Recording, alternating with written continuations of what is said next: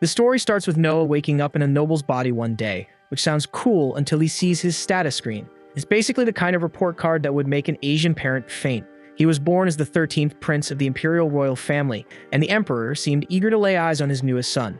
After being told that Noah's highest magical affinity was with water, the emperor casually decided to give him his fief Shelby Almeria, and it's a land where many of the Water clan reside, as a first birthday gift.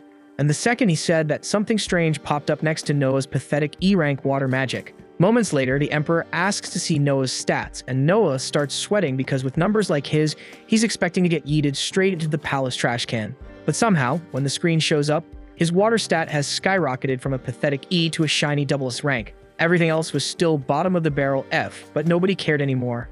A literal baby had just set the record for the highest water affinity they'd ever seen, so that alone was enough for the emperor to take a strong liking to him. Turns out the reason Noah's water magic skyrocketed was because of the fief gifted to him by his old man. Though oddly enough, on his private stat screen, it still showed as E+S.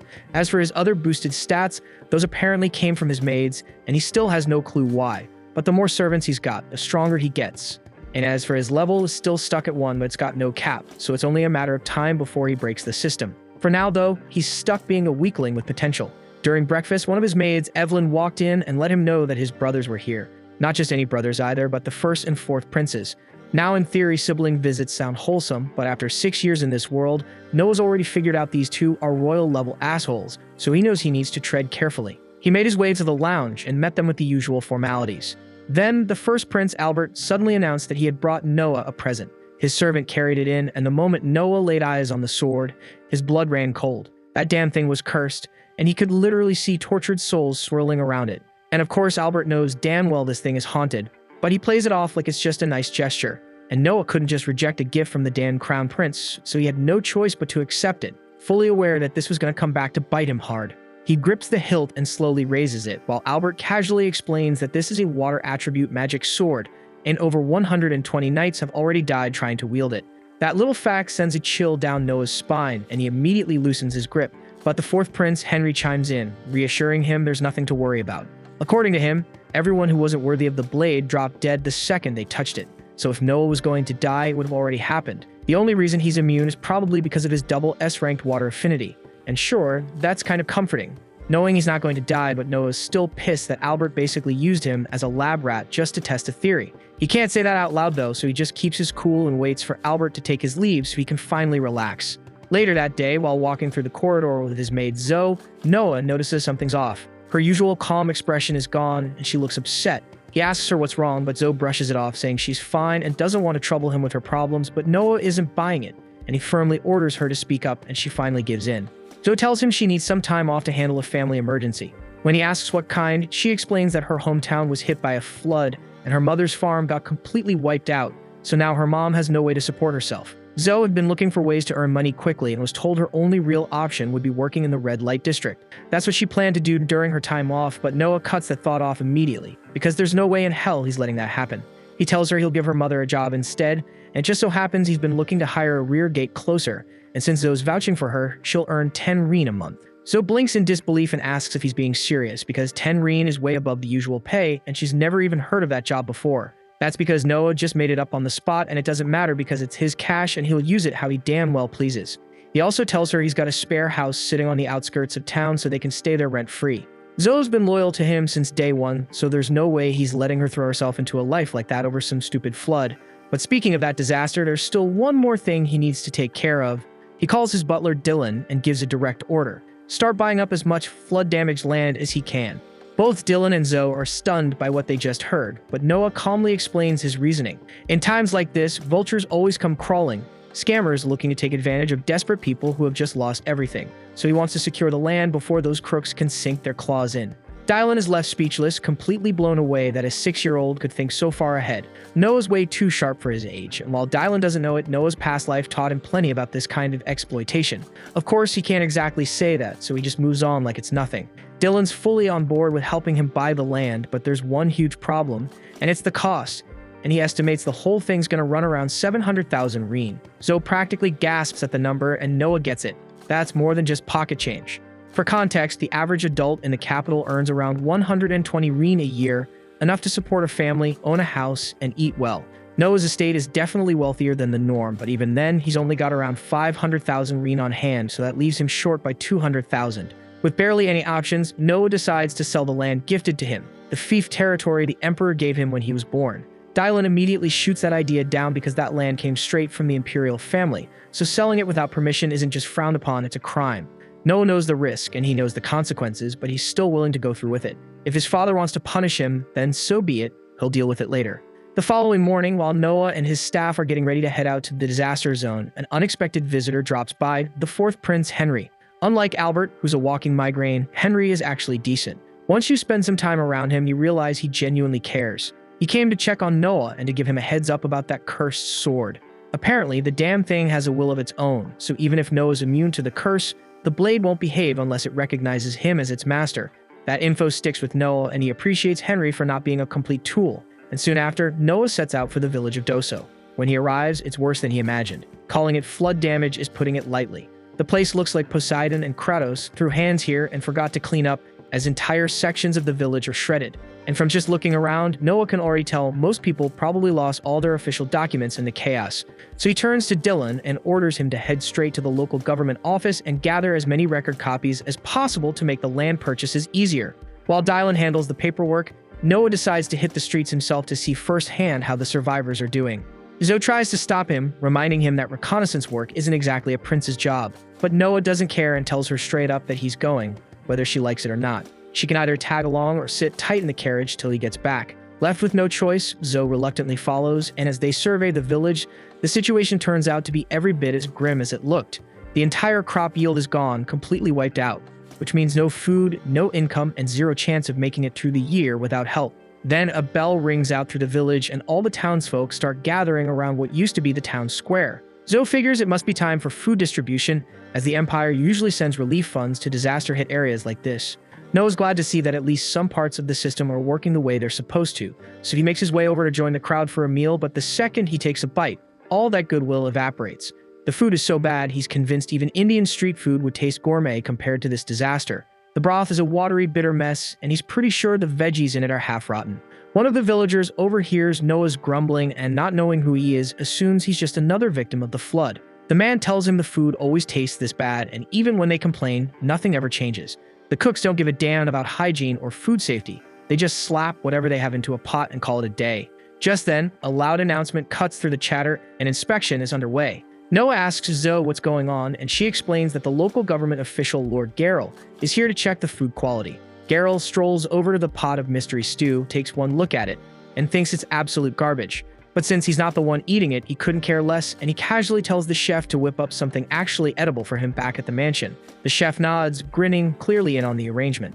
But Noah's not about to let this slide, so he steps forward and calls Garrel out, asking if the reason the villagers are being served garbage is because he's siphoning off the food budget.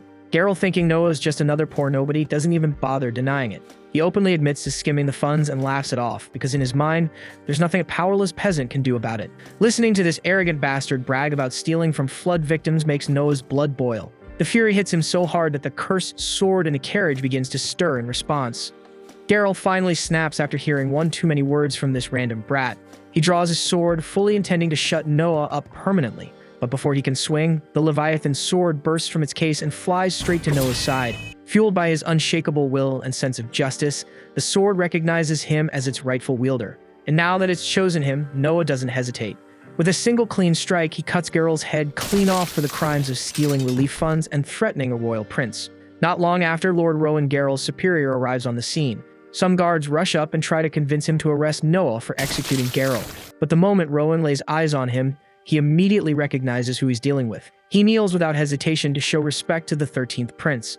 Noah tells him they need to have a serious conversation about what's been happening here, though the message is clear. Rowan is in hot water for letting Garrel run wild this long. Garrel's punishment is already done, but the rest of the rats who helped him steal are still around, and Noah expects Rowan to clean house. And for now, he gives one final order. Make sure the people get a proper meal. Later that day, after Noah wraps up the purchase of the entire village, word of what happened reaches Albert. He's genuinely surprised that Noah managed to wield the Leviathan sword without any backlash. But instead of being worried, he smirks. His little brother might have passed this test, but Albert clearly has more plans waiting for him down the line. At the same time, Noah is summoned for a meeting with his father. He walks in ready to be scolded for selling off imperial land just to buy a flooded village. But to his surprise, the emperor thanks him instead. If Noah hadn't stepped in, the suffering in that village would have been far worse. It's clear to him now that Noah's no ordinary prince, he's capable. So he asks him to keep using that strength for the good of the empire. And Noah cheerfully accepts the request without hesitation. The following morning, Noah makes his way to a quiet little diner tucked away on Raid Street, hoping to catch a glimpse of a street singer who's built a bit of a reputation around town.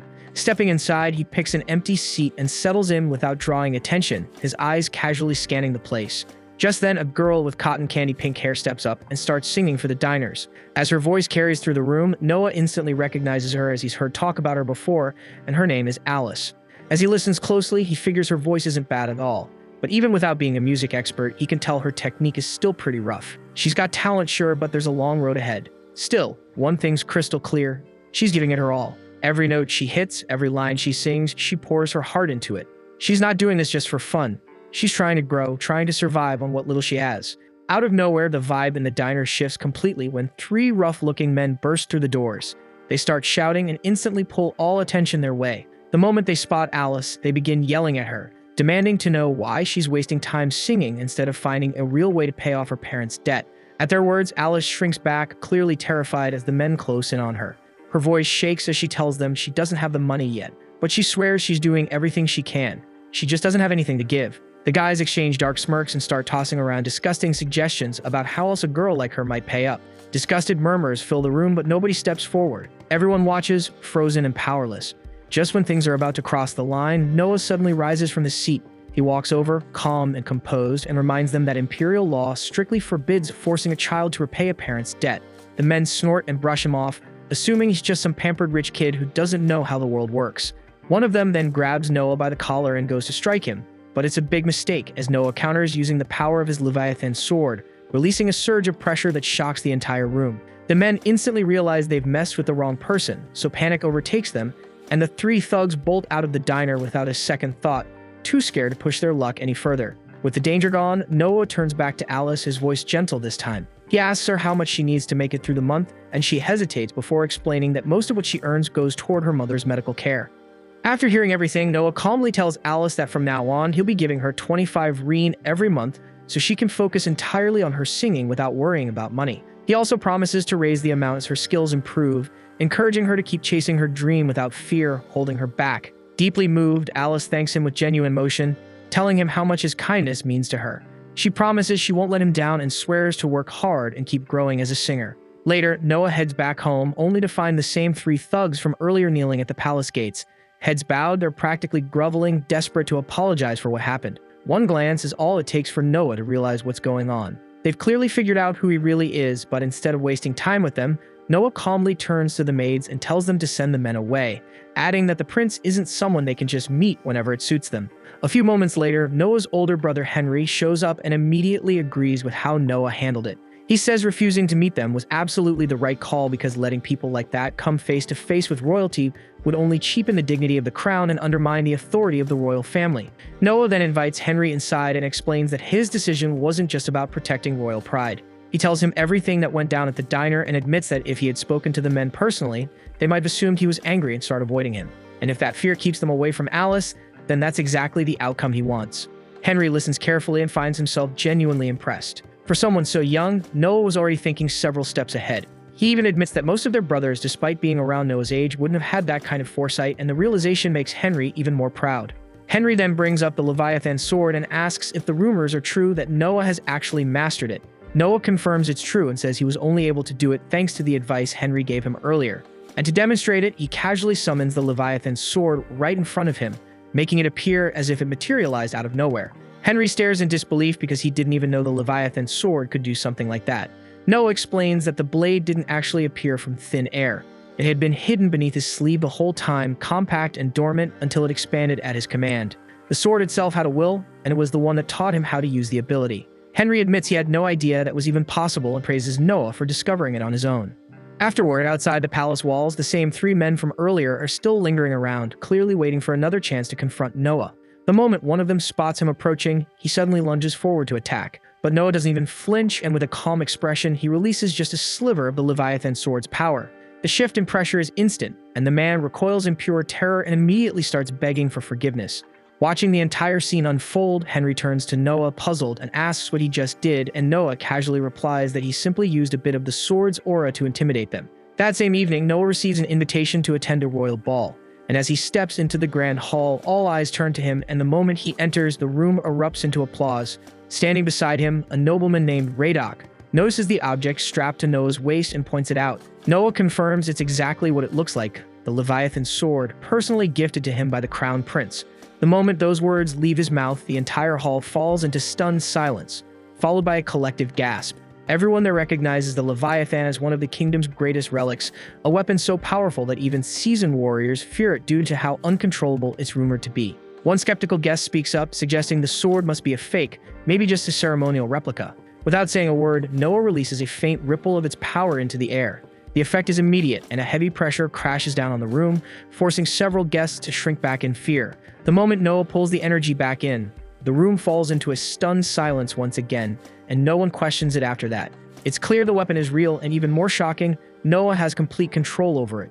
For the rest of the night, nobles begin lining up one after another, each hoping to make a good impression.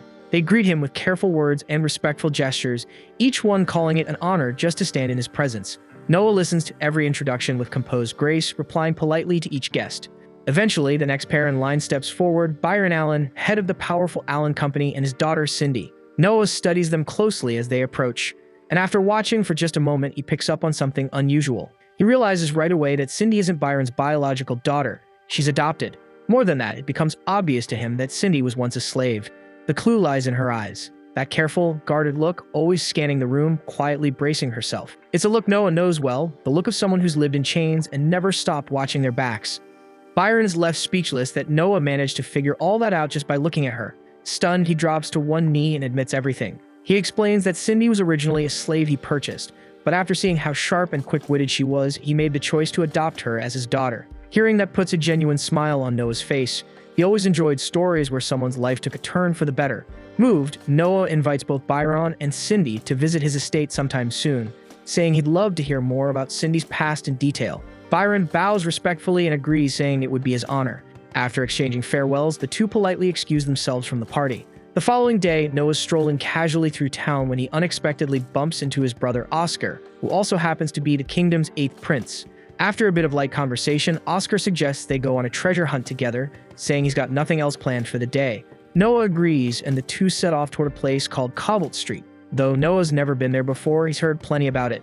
Supposedly, it's packed with rare antiques from all over the Empire. Oscar, however, points out that the place is just as infamous for being swarmed with fakes. Spotting a genuine item among the junk is seen as a basic test of skill for any proper noble. They end up spending hours browsing through shops and stands, but nothing really stands out. Eventually, Oscar sighs and suggests they give up and head home. Just then, Noah's eyes land on an old book tucked away in a dusty corner. Something about it pulls him in, so he decides to buy it. Oscar leans in for a closer look and suddenly freezes. His eyes widen as he realizes what Noah's holding: the Grimoire of Andrea, the legendary mage. Oscar is convinced it's authentic, and if so, depending on the contents, the book could easily be worth 1,000 reen. He stares at Noah in disbelief and asks how he knew the book was the real deal. But truth be told, Noah had no clue. The only reason he bought it was because the second his fingers touched the cover, he got a plus added to his win stat, and that odd reaction was enough to make him think the book was worth something. Out of nowhere, a wild idea hits Noah, so he pulls out the Leviathan sword and carefully channels a bit of its energy straight into the grimoire. And within seconds, the book jolts violently, slips out of his hands, crashes to the ground, and flips open by itself. One of the spell pages glows ominously, and something dark and ancient is triggered. Before they know it, the forbidden tome unleashes the sealed soul of the legendary sorcerer right in front of them. Oscar's eyes go wide with horror. He instantly realizes how serious this is and yells for Noah to get the hell out of there. But instead of running, Noah plants his feet, lifts the Leviathan, and without flinching, slashes straight through the incoming spirit with a single brutal swing. The blow cleaves through the sorcerer's soul, erasing it completely in one strike. As the danger fades, Noah glances at his status window and sees something new. His win skill just jumped to SS rank. The sudden upgrade catches him off guard, but he doesn't sit on it. He quickly checks on Oscar, who's still frozen in disbelief. The prince can't wrap his head around what just happened. One moment they were standing in front of a book, and the next, Noah had wiped out a legendary soul like it was nothing. He keeps asking himself how Noah managed to grow this powerful so fast and how he knew exactly what to do. Before the dust even settles, a man steps forward and kneels respectfully before them. He introduces himself as Alan, the owner of a nearby antique shop. After witnessing what Noah just pulled off, Alan says he feels it's only right to show him something he's been holding on to for years, something he believes might actually be a real treasure, and he politely asks them to come with him. Once inside the shop, Alan pulls out an odd-looking ring and sets it down carefully. He explains that this ring is said to only reveal its true nature when its destined owner shows up. Dozens have tried to activate it, but not once has it responded. Noah raises an eyebrow, thinking it's probably just another dud, but Alan immediately insists otherwise. He says the ring refuses to be sold, and every time he tries to part with it, it mysteriously ends up back in his store, sitting quietly among the other items. Intrigued, Noah slips the ring onto his finger, and the moment he does, a voice he's never heard before echoes inside his mind. It tells him the ring is a triple S rank rarity, and that it now recognizes him as its rightful master. As soon as the words fade, the ring bursts into a radiant glow and begins shifting. Light wraps around Noah's body like living threads, forging itself into an elegant, high-tier suit of armor right before their eyes. Upon witnessing the moment, both Oscar and Alan instantly realize that Noah is the rightful bearer of the ring. Noah turns to Alan, stating that he'll be taking it and will have the money delivered later. But before Alan can even open his mouth, Oscar steps in and tells Noah to forget the payment altogether. He'll cover the cost himself and insists Noah treat it as a personal gift. With nothing more to say, Noah accepts the ring. Soon after, Oscar drops him off and says his goodbyes. But just as Noah is about to walk through the door, that same rough-looking guy from the diner suddenly comes charging at him with a sword. Before the blade even comes close, the ring picks up on the killer's intent and flares to life, unleashing a shield that blocks the strike completely. The carriage driver doesn't hesitate for a second and slams the attacker down, locking him to the ground.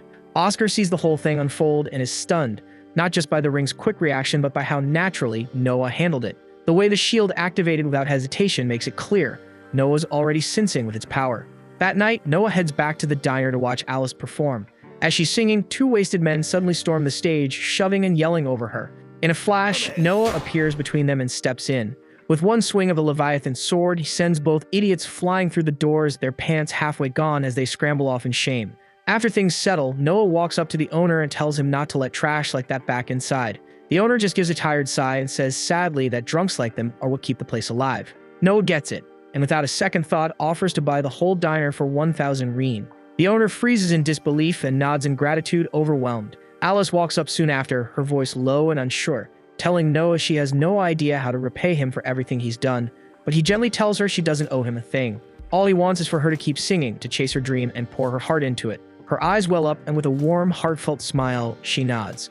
Noah then heads back to his seat and spends the rest of the night in peace, soaking in the soft glow of her voice as it fills the room. As the day begins, Noah is suddenly told that dead Marley, the general of Holejoy, has come to pay him a visit. Holejoy happens to be one of the most promising regions under Noah's control, so he doesn't hesitate to accept the visit and instructs the maids to let him in. Marley enters and greets him formally in the meeting room, but Noah quickly waves off the stiff manners and tells him to sit down. The two first met about a year and a half ago, right after Marley took on the role of Holejoy's general.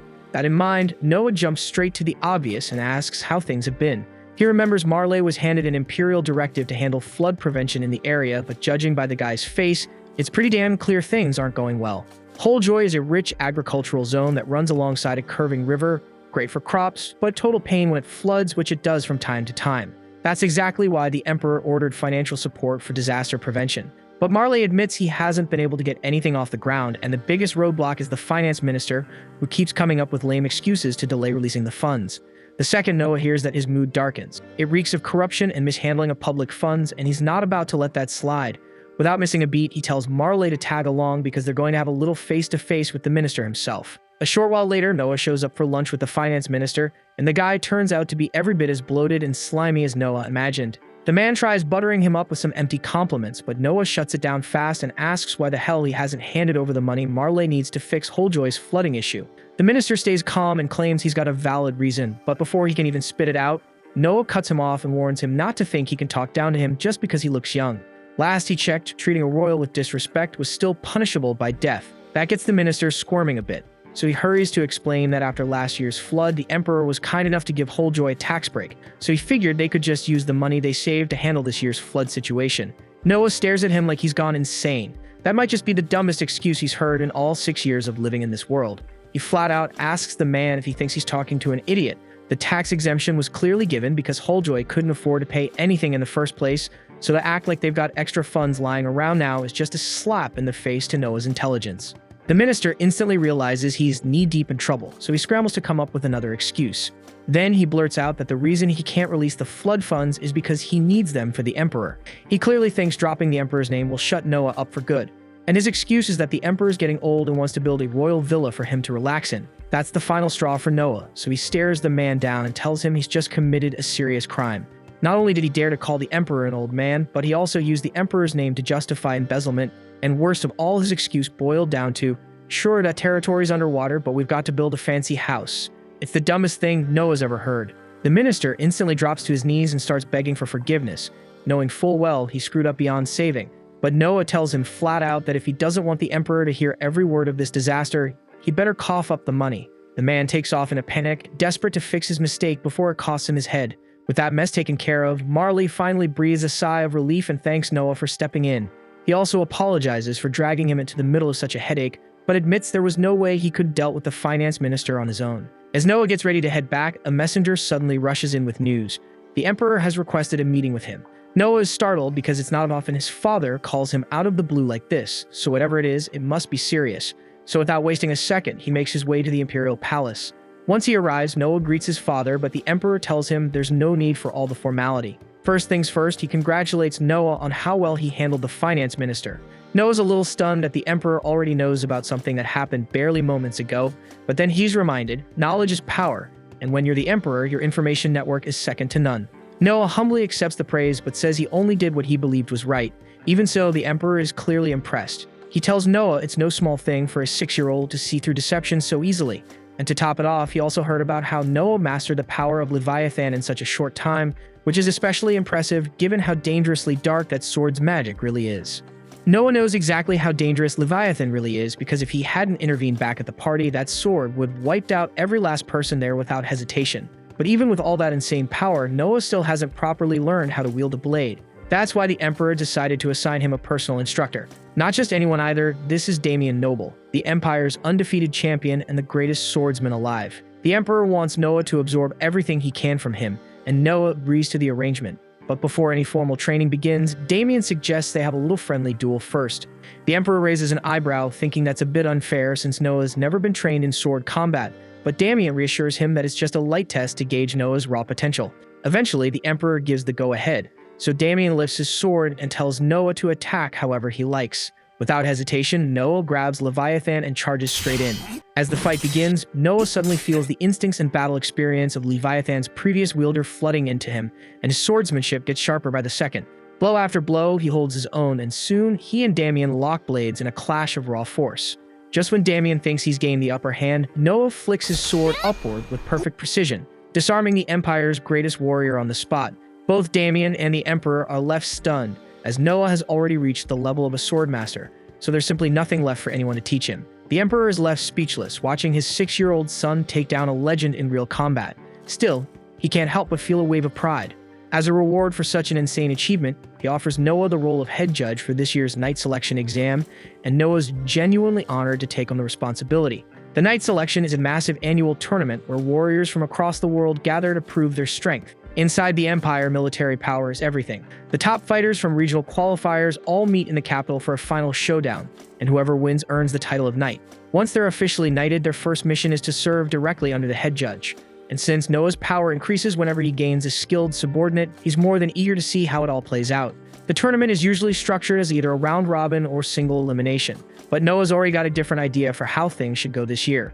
He asks the Emperor for permission to scrap the regional qualifiers altogether and host the entire tournament in the capital because he wants to witness every battle with his own eyes, and he refuses to let any promising candidates get tossed aside just because he's not there to stop it.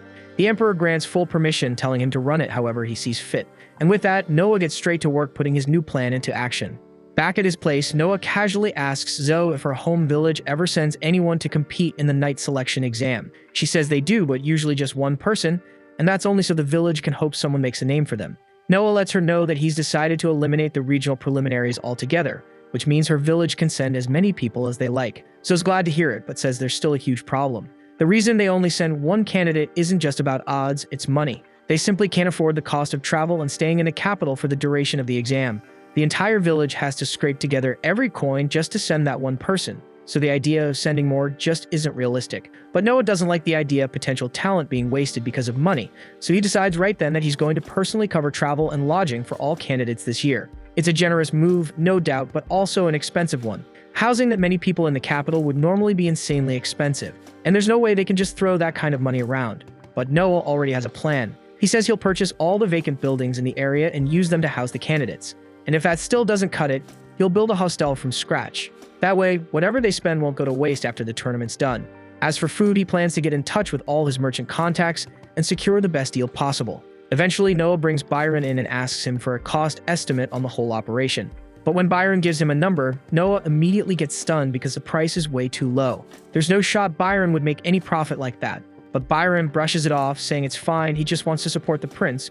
But Noah doesn't buy that shit because he knows damn well that merchants never give anything away unless there's something in it for them. So he calls Byron out and asks him to cut the act and just say what he wants in return. Byron is honestly impressed that a kid Noah's age understands how business really works.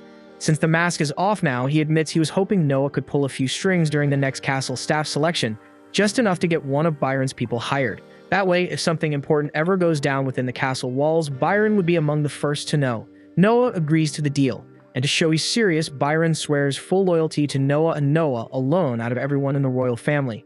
Adding Byron as a subordinate gives Noah a solid stat boost. But just as he's checking his stat window, he notices something weird. His water magic stat just dropped by 1 rank. Most of that stat comes from the land he governs, which means something bad must just happen in Almeria. Noah then heads straight to his father to report that something's going on in Almeria. The emperor listens carefully and believes him, but still asks how Noah could possibly know such a thing.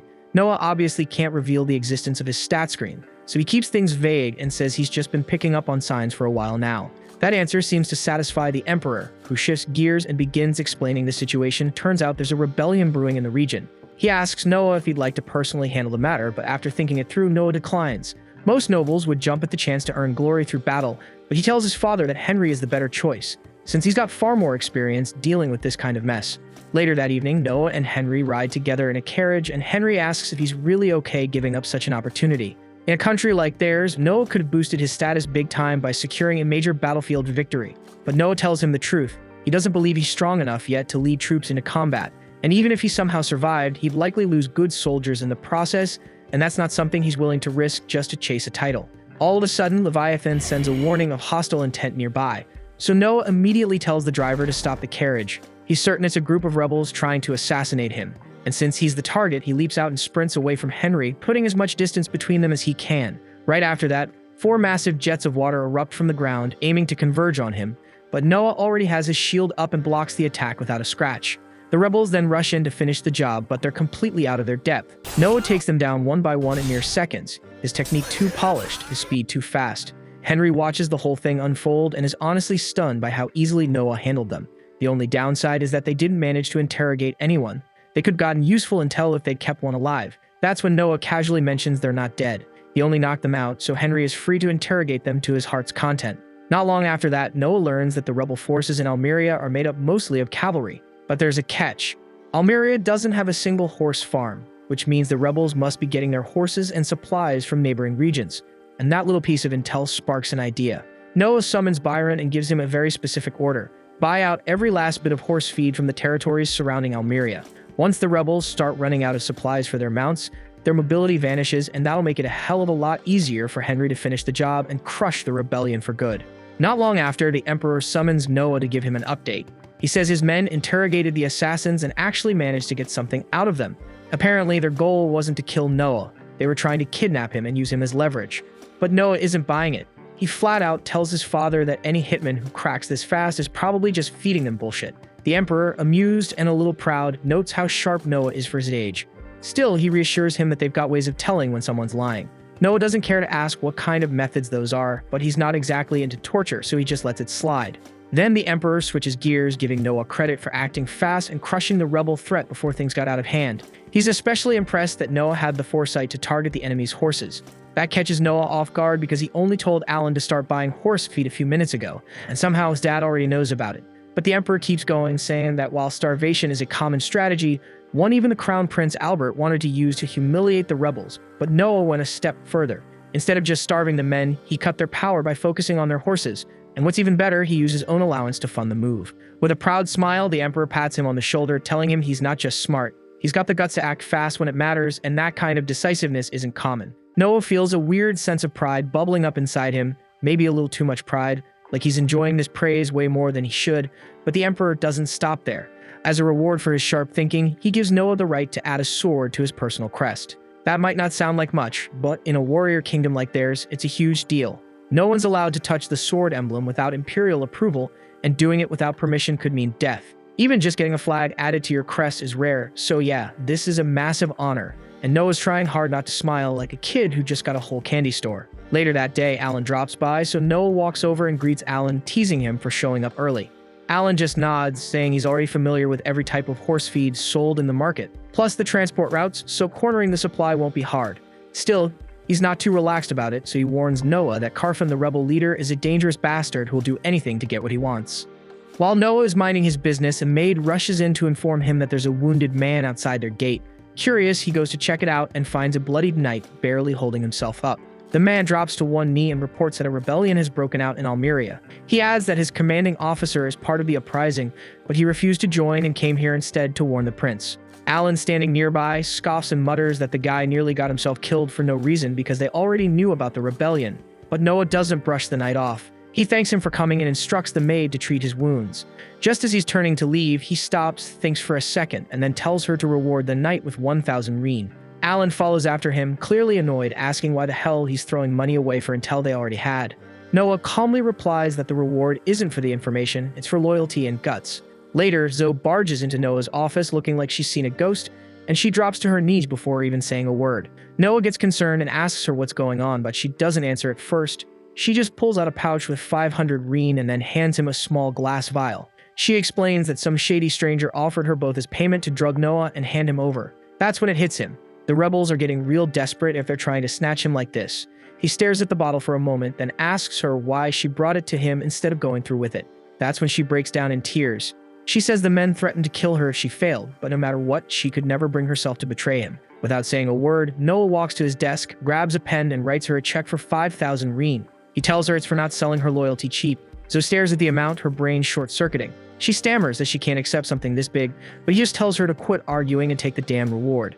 As she keeps crying and thanking him, he quietly says there's something else she needs to do. He tells her he's going to drink the sleeping drug, and once he's out cold, she's going to deliver him to the bastards who made the offer. Then she's to run, as fast as she can, before they get the chance to shut her up for good. Zoe's whole body shakes just thinking about it, but Noah's not asking for permission. His decision is final, and he's going to meet the rebels face to face. A few hours later, he wakes up dumped in the middle of nowhere and catches the rebels whispering about how killing him is their last option, since they're under strict orders from Carfin to keep him alive. Noah lets the sedative wear off completely before evaluating the scene. His wrists and ankles are tightly bound, but these clowns clearly never played a real game of search and destroy because they missed the damn Leviathan hidden snug in his ear. He pulls it out, returns it to full size, and summons a water blade through his enchanted ring to slice the ropes clean. With that out of the way, he taps into the sword's memory to review what went down. He watches himself slumped unconscious in his office while Zoe bolts out the door and the rebels swoop in around him. They didn't even bother chasing her, as their orders were extract Noah fast, then he was hauled into a wide-open carriage and driven off. Now, fully caught up, Noah shifts his focus to the rebels chilling around a campfire. Their leader starts yelling about whoever screwed up the rope job, right before Noah drops in with Leviathan ready. The bandits laugh, thinking he's just some pampered noble without his big brother this time. One charges in to smack him down and drag him back, but the fool doesn't even get a step in before Noah flashes forward and slices clean through every artery in his neck. The man drops dead on the spot, and now the rest start to panic. Noah mutters that he was hoping to interrogate someone, but it's useless when a whole squad's made up of morons who still think Henry took out the assassins. The rebels raise their weapons, but Noah quickly wipes them out without breaking a sweat. Then he notices Zoe approaching with a squad of knights and asks what the hell she's doing here. She says she got worried and came to rescue him, but turns out she didn't need to lift a finger. Noah motions for the knight captain to step forward and take the rebels into custody. As they start rounding them up, one of the rebels drops a strange dagger and a knight moves in to grab it, but Noah immediately yells at him to stop. Everyone freezes as Noah steps toward the blade, sensing a heavy wave of cursed energy radiating from it, something only he can pick up thanks to his link with Leviathan. He vaguely recalls overhearing the rebels mention a cursed dagger they were saving as a last resort. As he stands before it, he feels the deep malice of whoever laid the curse, and for just a second, he catches a glimpse of the bastard's face. Noah instantly realizes that the face he saw belongs to the leader of the rebels and decides to handle it himself. He speaks to Leviathan, asking if it can help him pull this off, since something like this should be ridiculously easy for a legendary water element sword. Leviathan answers by glowing, and Noah channels its cursed energy to fire a stream of corrupted water straight into the sky. The cursed torrent shoots far above the clouds and across half the empire, eventually reaching Karfun and striking him directly. The following morning, the Emperor summons Noah once more and kneels down at his height, patting his shoulders in praise for the unbelievable feat he just pulled off. Reports say the rebel leader was found dead with a clean hole drilled straight through the center of his forehead, clearly made by a jet of water, and the Emperor knows there is no one else who could have done that except Noah. Noah confirms it, explaining that he used the hatred embedded in the cursed dagger to lock onto the rebel leader, then landed a no-scope headshot from hundreds of miles away. With their leader gone, crushing the remaining rebels becomes an easy job for Henry, and before long, everyone involved is captured. Later, a massive assembly is then called to decide their punishment, and the Emperor orders the culprits to be drawn and quartered. The crowd is pleased with the sentence, but Noah steps forward and respectfully kneels before the Emperor, telling him that he should not do that. The entire hall freezes at his words, especially the Emperor, who asks what he is talking about. Noah explains that punishment must follow the law, and there is no provision for quartering anyone. According to the law, the rebel leaders are to be split in half, while the rest are sent to forced labor camps, and Noah insists that this is how it should be handled. The Emperor asks how he could possibly refuse the most brutal death for those who dared rebel in his own territory. Noah calmly replies that if the Emperor breaks the law, it would damage his reputation and undermine the people's trust. Everyone is left speechless by that answer, but the Emperor ultimately agrees with Noah. He says they will follow the law, then adds that the criminals should still receive the harshest punishment the law allows without any compassion. Noah has no objections, so the Emperor turns to the Prime Minister and orders him to see that everything is carried out to the letter of the law. The entire court bursts into applause, showering Noah with praise for daring to correct the Emperor so boldly, and for doing it with logic and respect. So they start hailing him as a future legend.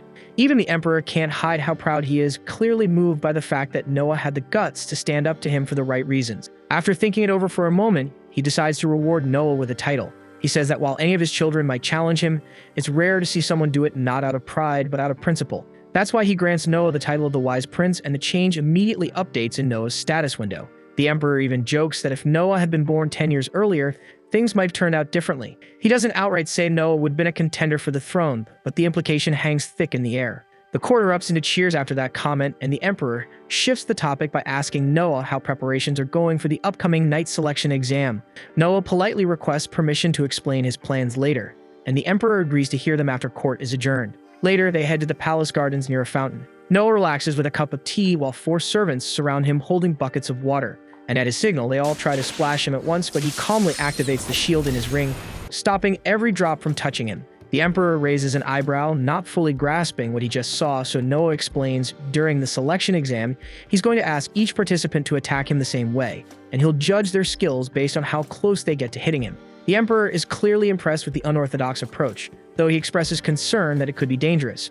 Noah, confident as ever, says he'll personally handle anyone strong enough to break through, and once again, the Emperor is blown away by his boldness and innovation. Later that night, the Emperor sits in the throne room alongside the Prime Minister, who questions whether it was wise to make that public remark about Noah being born too late. The Emperor simply laughs, saying he meant every word. Noah is something else entirely. Still, there's a flicker of unease in his eyes as he mentions Leviathan. Its true power is still sealed, and that's no small thing. He quietly gives an order to bring out a special treasure, murmuring that Leviathan's full strength is never meant to be unleashed, but maybe Noah is the one who can handle it.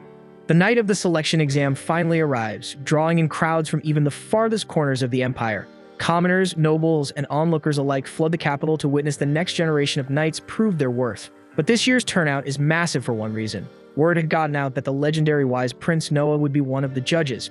With that kind of name attached, everyone wanted a front row seat. Noah, unfazed by the excitement, sits calmly on stage, sipping tea like it's just another day. He's already decided to use his enchanted defense ring to gauge the candidates, and right on cue, one of them boldly charges at him without warning. The ring flares to life, casting a barrier that absorbs the hit with ease. The attacker swings again and again, trying to break through with sheer force, but the shield doesn't budge an inch, causing him to sword break. The crowd watches in awe, and whispers ripple through the stands that this is the power of the Wise Prince. From his private balcony above, the Emperor watches with amusement, noting that this year's test is already shaping up to be far more exciting than the last. Still, flash and spectacle aside, the point of the exam is to find true knights, and he's curious who Noah will end up picking. By the time the sun begins to set, another candidate is throwing everything he has at Noah, hurling flames with all the magic he's got left. Noah casually conjures a barrier, letting the fire dance harmlessly in front of him. The candidate drops to his knees, completely drained, and realizes he's just not good enough. Noah agrees silently that none of the participants so far have stood out, and he's starting to lose hope for a surprise. Then comes the final candidate of the day, and Noah barely pays her any mind until she steps up. A blonde girl, calm and focused, strikes with her blade. The defense shield kicks in as usual, but to everyone's shock, she doesn't back down. With one clean, powerful push, she shatters the shield and actually manages to cut him. It's not deep, but the fact that she landed a blow leaves the crowd stunned and Noah wide-eyed. The guards instantly rush in and restrain her, but Noah tells them to stand down. Instead, he asks for her name, and she answers Shirley Grants. Without a moment's pause, Noah turns to the crowd and declares that Shirley has passed the exam. The announcement hits like a thunderclap because she's the only one all day to pass. The guards are stunned, struggling to understand why Noah would accept someone who just wounded him, but that only makes the spectators admire him even more. They begin shouting his name in praise, calling him a noble and generous ruler. Noah leads Shirley into his estate, and as she drops to one knee before him, her mind races with dread over what sort of penalty might await her for injuring him during the test. Hurting royalty, even by mistake, is no small thing. But Noah quickly puts her mind at ease, telling her not to be ridiculous. It was obviously unintentional. He gives a faint smile, then unexpectedly tells her to strike him with that same move again. Shirley hesitates for a second but obeys. She stands up and thrusts her blade at him. Noah raises his shield, and this time it holds firm. He tells her this is what he could have done if he had genuinely intended to block her blow the first time. He let it hit him on purpose to see if she'd obey her orders without hesitation or fear. A knight's role is to carry out commands, and he has no use for one who's too scared to follow through. The fact that she didn't hold back not once but twice, even after injuring him, proves she has the grit and loyalty needed to serve as a real knight. Shirley is caught off guard, realizing Noah's got far more backbone than she expected for someone his age. His cool, composed confidence tells her everything. He's got what it takes to lead. Moved by respect, she kneels again and swears loyalty to him, promising to serve him faithfully for as long as she's a knight, and Noah gives a satisfied nod. When he glances at his stats, he notices that recruiting Shirley has given him a noticeable power boost, another win as a leader. Right then, Zoe steps in to let him know that the doctor, someone named Croy, has arrived. Croy immediately gets to work inspecting Noah's injury, and after a careful check, he confirms that Shirley's strike didn't hit anything major, so no organs or veins were damaged. Meanwhile, Shirley quietly observes the doctor, impressed by his skill and composure. It surprises her, since back in her village, no one even comes close to being a real doctor. Noticing the look in her eyes, Noah asks her what's on her mind. Shirley explains that where she's from, the village is too poor to have real doctors or any proper medical training. When people fall ill, they usually rely on the village elder to pray or perform some kind of spiritual ritual. Hearing that, Noah thinks for a moment and comes up with a simple solution: apprenticeships. He tells Shirley to pick out the brightest and most promising folks from her village, then turns to Croy and asks if he'd be willing to take them under his wing. Croy agrees without a second thought. Noah then tells Shirley not to worry about the cost. He'll take care of everything. Overcome with gratitude, Shirley gives him a deep, respectful bow and thanks him from the heart. That night, Shirley stays at the mansion and wakes up the next morning fueled with resolve. She gets into her armor and makes her way downstairs. As she passes through the corridors, she overhears two maids whispering about who Noah might marry in the future. The chatter stops her for a second, but Zoe quickly cuts in and says it's way too early for that kind of talk. After all, Noah is only 6. But another maid named Renee rolls her eyes and tells Zoe not to be so innocent, since every other prince had already tied the knot by the age of 15, and Zoe doesn't react much, keeping her composure. Rena picks up on that and immediately jumps to conclusions, thinking Zoe must secretly be in love with Noah and probably wants to marry him herself. Especially since Zoe's been studying magic nonstop lately, Rena assumes it's all for him. Zoe flushes a little but quickly brushes it off, saying it's not about romance or marriage. She just wants to be useful to him because of everything he's done for her. With that, she hurries off, leaving Rena to stew in her own theories, and Shirley just silently watches wide-eyed as Zoe walks away. At the same time, the knight recruitment results are in, and Noah is handed the final report. The head knight praises his choices and thanks him for his insight, saying that thanks to him, only the finest candidates made it through. Noah feels quietly proud, knowing the kingdom's in good hands. To celebrate the successful selection trials, he decides to host a small gathering the next day. He even asks his childhood friend Alice to perform that evening, wanting the celebration to be cheerful but meaningful too. While the celebration is in full swing, Byron steps in to pay his respects to Noah. Noah greets him with a smile and mentions that he actually arranged the event partly with Byron in mind. He points out that a lot of merchants connected to the royal family are here tonight, making it the perfect time for Byron to mingle and build some solid business ties. Byron nods, clearly seeing the thought and planning behind the gesture. The party rolls on with music, laughter, and a shared sense of accomplishment in the air. A little while later, Zoe approaches Noah and tells him he's just received a letter. The envelope stands out, there's no name, no sender, and the person who dropped it off vanished right after delivering it. Before Noah cracks it open, Shirley warns him to be careful because it might be something dangerous. Noah gently taps the letter with the Leviathan's sword to test for any threats. The sword remains silent, which tells him it's safe. He unfolds it and finds a warning inside, one that hints at suspicious activity brewing among what's left of the Almeria rebels. No other info is given, but Noah starts connecting the dots. It doesn't take long for him to guess that the messenger must have gone undercover to dig into the rebel movement. He thinks back and remembers it's probably that soldier from before, the one who warned him about the rebellion not too long ago. So hears that and admits it makes sense. The guy did seem pretty loyal to Noah.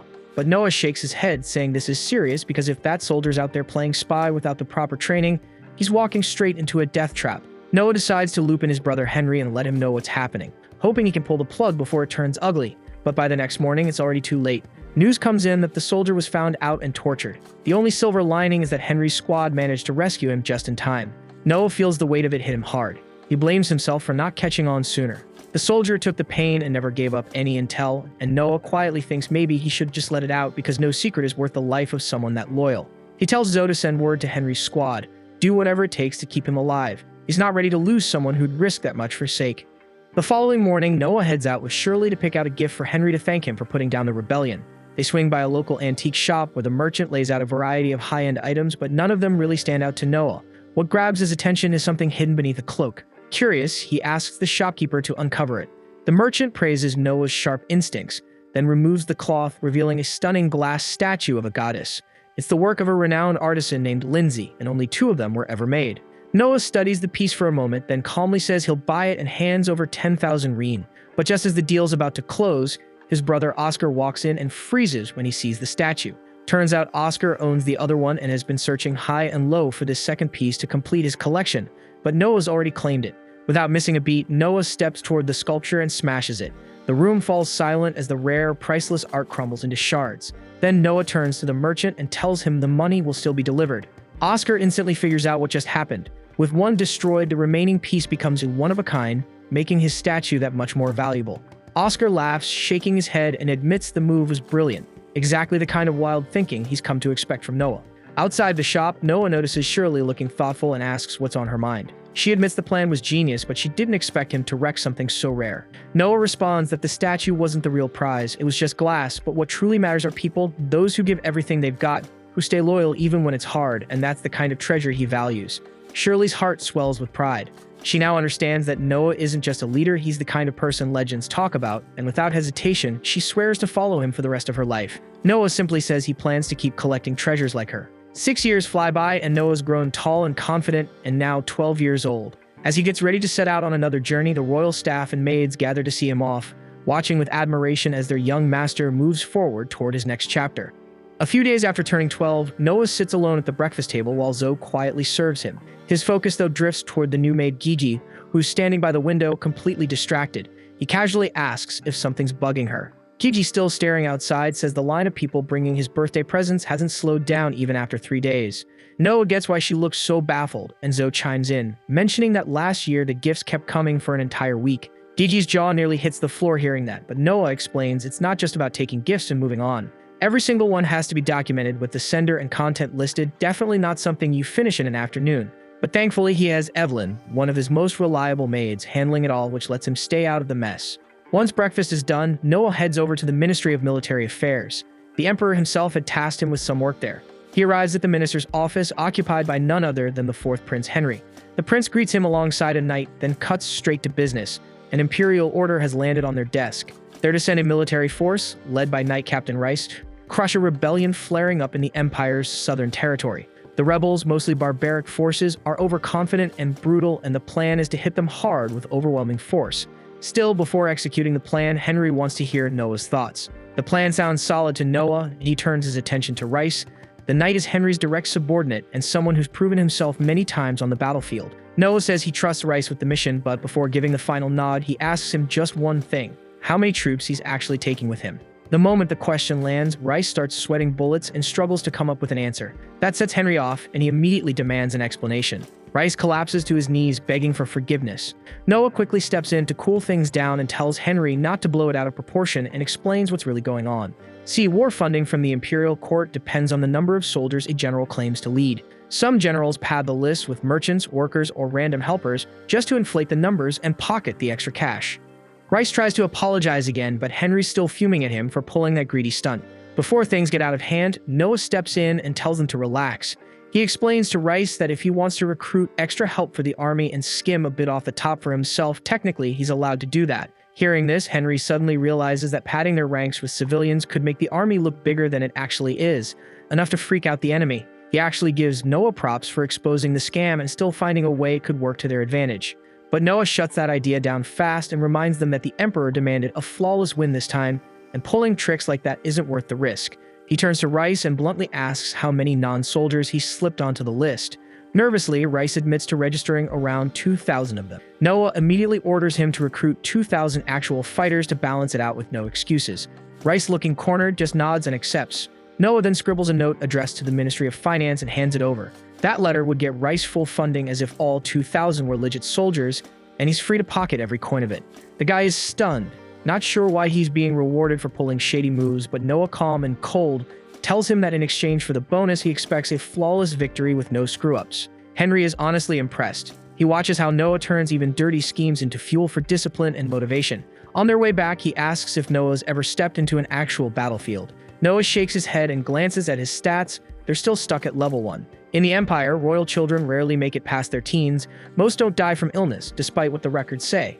They're taken out by rival nobles chasing more power. That's why young royals are treated like precious resources, never sent to the front unless the Emperor himself gives the order. Henry reminds him he's already 12 and should taste real combat. Noah just shrugs and says he'll charge into battle the moment the Emperor calls. Henry chuckles and says it won't be too hard for him, not when he's got a legendary magic sword in hand. Right then, Henry's carriage jerks to a stop as a girl darts out in front of it, screaming for someone or anyone to help her. A second later, a group of kids spills out from the shadows behind her, chased by a pack of scumbags ready to haul them off to Little St. James Island. They grab the girls and start dragging them away until Noah steps forward and calmly tells them to knock it off. The thugs, clueless about who they're messing with, sneer and tell Noah to go cry to his mommy and drink some milk like a good little boy. Noah couldn't care less about their lame-ass taunts. Instead, he coldly demands to see their registry number since smuggling slaves without a license is straight up illegal in the Empire. The moment they get questioned, they lash out, but Noah's done playing. He summons Leviathan and in a blink, slices through them with brutal precision, leaving them out cold but breathing. The crowd watches in stunned silence, clearly impressed even if they don't quite recognize him. Noah walks toward the shaken kids about to reassure them, when some crusty old bastard limps out from the darkness and greets him with a slimy smile. The geezer proudly admits he's the brains behind the whole trafficking mess and smugly warns Noah to back off, claiming he's got the protection of the first Prince Gilbert. That's when Noah realizes this slezzy fossil must be a major partner in this operation, someone bold enough to flaunt royal connections. Now he's stuck figuring out how to deal with this without making it worse. The old creep tells Noah to hand over the girls and pretend none of this ever happened, but Noah isn't having any of that bullshit. He turns to Henry and asks if he knows the guy. Henry immediately shoots it down, saying he's never seen his ugly mug in his life. Noah shrugs and says same here. But just as the old man opens his mouth to explain, Noah shuts him up with a burst of Leviathan's cursed energy, knocking him flat. Then he raises his voice and mocks the guy, saying even nobodies now pretend to work for the first prince. He tells the crowd that while simple folks might fall for this trick, he and his brother sure as hell won't. Someone in the crowd finally recognizes him as the wise prince, and just like that, the public buys every word. Noah orders the soldiers to drag the thugs to Gilbert's place and tell him they were tossing his name around like fools. After that, he decides to take the rescued kids back home where they'll be safe. Henry, still a little stunned, admits he's impressed by how Noah handled things. He explains that if those guys really were tied to Gilbert, killing them would have created a mess. But standing by while kids got trafficked would have been even worse. So Noah spun it smart, called them fakes, and threw the whole mess back at Gilbert, who'll probably make sure they disappear. Later that evening, while Noah and Henry are having dinner, the butler steps in with urgent news. Henry glances up and asks what's going on, but Noah answers before the man can. A messenger from First Prince Gilbert had shown up delivering a statement about the thugs they caught. Gilbert apparently expressed his thanks for exposing the imposters using his name, claiming he planned to send them to court for a proper trial. But before that could happen, they supposedly drank poison and died. Of course, everyone knows that's a load of crap, and Gilbert clearly had them silenced. Noah turns to Henry and asks outright if Gilbert is really running a slave ring underground. Henry doesn't even hesitate. He nods and says Gilbert lives like a king, throwing money around like it grows on trees, so no way that lifestyle is funded legally, and Noah gets it. As the eldest prince born from a concubine, Gilbert has no shot at the throne, so there's nothing stopping him from turning shady. But Noah suspects the slave trade and hidden mansions are just the surface. Something darker is buried underneath. Henry stares at him, stunned that his 12-year-old brother saw through all of it so fast. The following day, Noah tells the rescued children he pulled a few strings, and they're free now, but none of them seems relieved. Turns out they don't have homes to go back to. Their own families were the ones who sold them off in the first place. Noah realizes if they return, they'll just be trafficked again, so he decides to keep them. He instructs the butler to prepare rooms for each of them and find roles they can fill in the mansion. And if anyone to study, he's to handle that too. One of the older girls steps forward, clearly shaken, and asks if Noah is planning to buy them. He calmly replies that he's not buying anyone. They're free to leave whenever they want. But if they stay under his roof, there better not be any betrayal. The butler steps in, telling the kids to thank Noah before guiding them out. And as they leave, Noah watches in silence. His philosophy flashes in his mind. People are treasures, and that thought pulls up a responsibility he's been putting off for a while. He then summons Evelyn to his office. She walks in and starts listing off updates about his birthday gifts, but Noah cuts her off because he already knows. Instead, he pushes an envelope across the desk.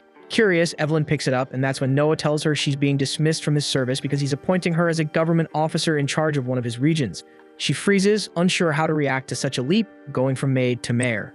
Noah tells her plainly that she's the smartest of all his staff, and keeping her as a maid is just wasting her potential. Evelyn's ready to turn it down, wanting to keep serving by his side, but he insists. If she does well, people will call him wise for recognizing talent. He orders her to leave the estate and serve the people, and that's all the push she needed.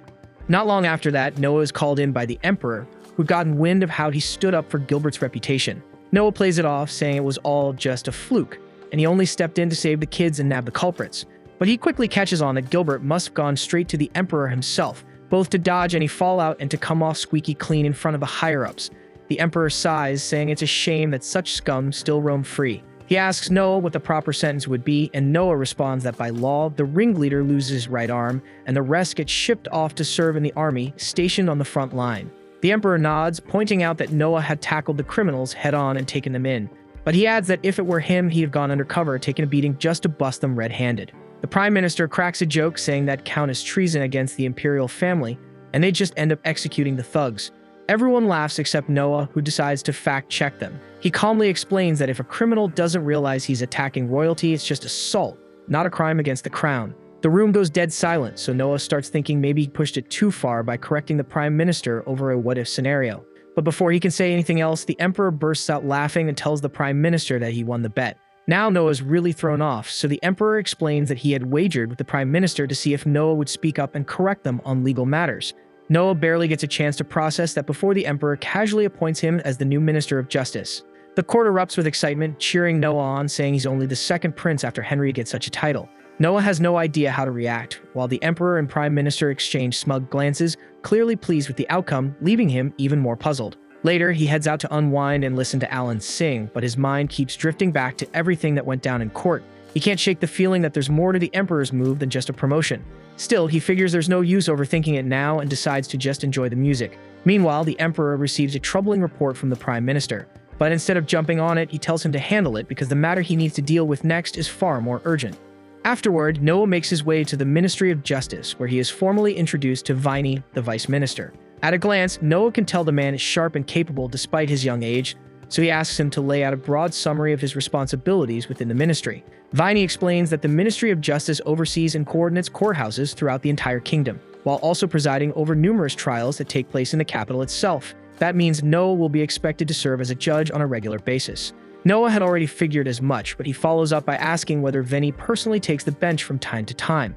Viney replies that it depends on the circumstances, though he does handle a case or two when necessary. After hearing that, Noah calmly moves to his next question and asks Viney how many bribes he usually accepts. The question catches Viney off guard, leaving him momentarily unsure of how to respond.